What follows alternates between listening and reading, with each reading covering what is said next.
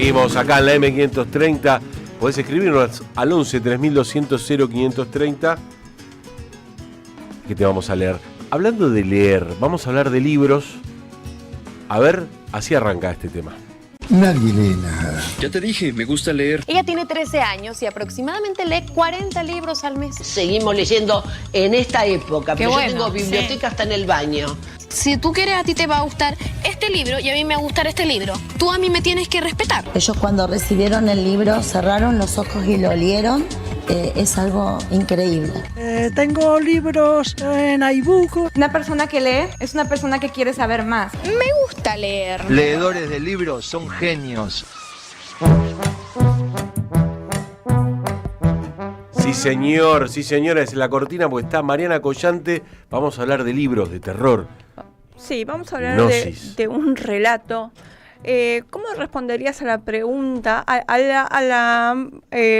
no te mueras nunca, el grito, no te mueras nunca? Me encantaría Sí, no morir nunca. Bueno, pero no me ponete a metas pensar, presión, sería, pará. claro, ponete a pensar qué significa realmente. Vamos a entrar en un relato, pero vamos a entrar a través de Alberto Laiseca, que hermoso. en ISAT hizo un gran ciclo que era sobre cuentos de terror y en realidad empieza a comentar cómo el inicio del caso del señor Valdemar. Entonces lo vamos a ver a Alberto Laiseca. A ver. Sí. Se ha hablado muchísimo. La prensa amarilla ha sacado jugosas notas con el caso del señor Valdemar, versiones corregidas y aumentadas. Ya estoy harto, así que he decidido yo hacer una declaración. Ya es hora de que digan lo que realmente pasó. Yo soy, aparte de médico, hipnotista.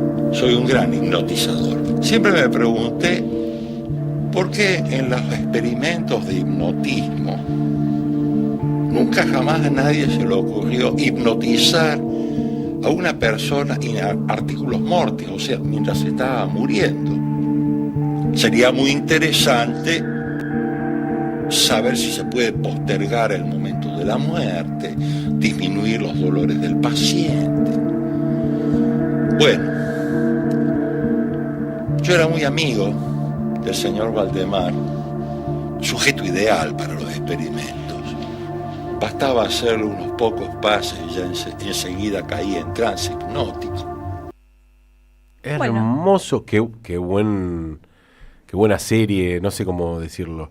Episodios. Un ciclo. Sí, él elegía algunos cuentos. No son muchos los cuentos que hay, deben ser 12, 15 como mucho, y son todos, pero hermosos. Ahí, claro, ahí se está poniendo en el personaje de la novela. Porque, bueno, contemos brevemente el caso del señor Valdemar. Es un cuento que escribe Edgar Allan Poe en 1845, más o menos.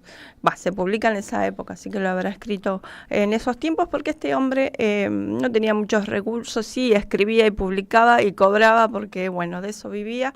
Y a mí me parece como muy llamativo cómo es la forma que él escribe esto, que es justamente esto, como vamos a despejar las fake news, faltaba que dijera, ¿no? Porque los medios hacen periodismo amarillista, esto no pasó así.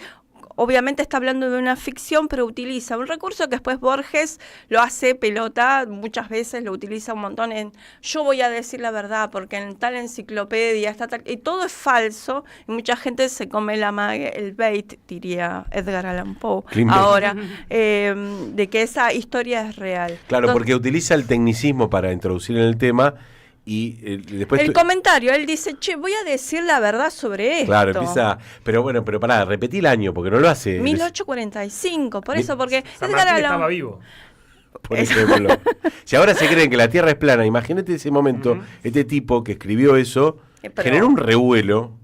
Claro, pero y alucinante. Y él inventó el cuento, básicamente. El cuento moderno es Edgar Allan Poe, porque después Horacio Quiroga también se apropió de técnicas. Estoy hablando de Borges, que es nuestro mayor cuentista, que lo hizo un montón de veces, este recurso de yo tengo la posta, escúchenme que yo escuché a un tal que dijo tal otra cosa y yo les voy a contar. Exacto. Bueno, Pero bueno, el cuento lo que narra es en primera persona, a un médico que va a hipnotizar a un señor Valdemar que se estaba muriendo, estaba enfermo, y le dice, bueno, vení que yo creo que en 8 horas ya, listo, la quedo.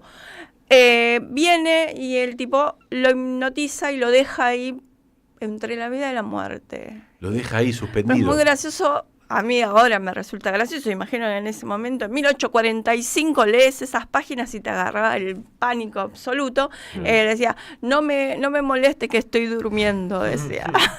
Con los ojos cerrados, medio muriendo, medio despierto, medio soñando. Bueno, entonces no saben qué hacer con el tipo. Entonces dice, contratan más enfermeros, qué sé yo, y lo dejan 7 meses. 7 meses despierto. En ese limbo entre la vida y la muerte. Y entonces dice, bueno, me parece que ya es momento. 7 meses, o sea, imagínate. Y bueno, lo despiertan. Voy a spoilearlo, 1845, no va a chicos. spoilear el cuento. Si no lo leyeron, en 1850. No va a decir qué pasa. ¿Y qué Sí. pasa cuando lo despiertan? Se disuelve en una cosa viscosa, o sea, imagínate ese momento. Bueno, él va contando todo muy detalladamente. Es un poco el inicio de la ciencia ficción. Es un cuento muy importante para la literatura en general.